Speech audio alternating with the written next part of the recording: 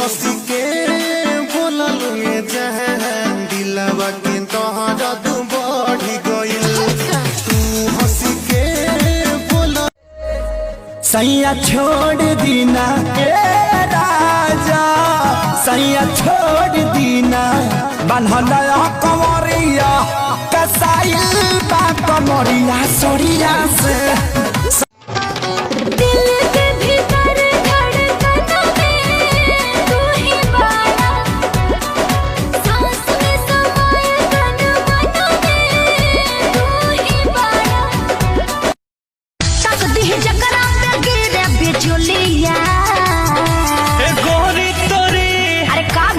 कोइले बड़ा कुछ आगे भी बोला सुनो हे गोरी तोरी झुमका बातिन तलिया अच्छा तेरी आँखों में मुझे प्यार नजर आता है तू ही आशिक तू ही दिलदार नजर आता है।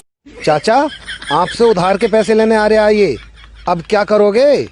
आने तो दे उसको यहाँ तक। और क्या हाल है?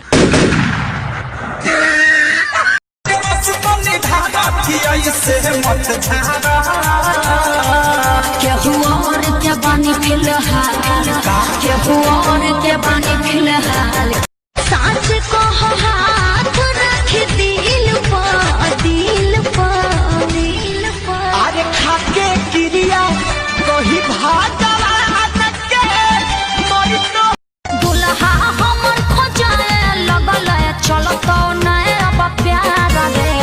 भैया है रंगदार हमर देत तोरा बोली बोले चूड़ी पायलिया बोले आजा डोली लेके आजा साजना हाथों में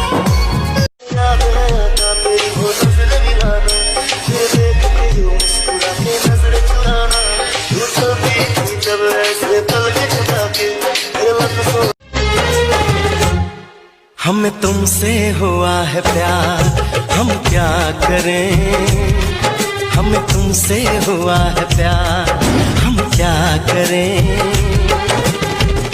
आप ही बताएं हम क्या करें आपसे भी हंसी है आपकी ये अदाएं हम इस अदा पे क्यों ना मरे तू ससुरवो में जाई हमारे के चहबू अच्छा कि भले बन जाइबू केहू के मेहर माल। कभी सुबह को याद आते हो कभी शाम को याद आते हो कभी कभी इतना याद आते हो कि आईना हम देखते हैं और नजर आप आते हो।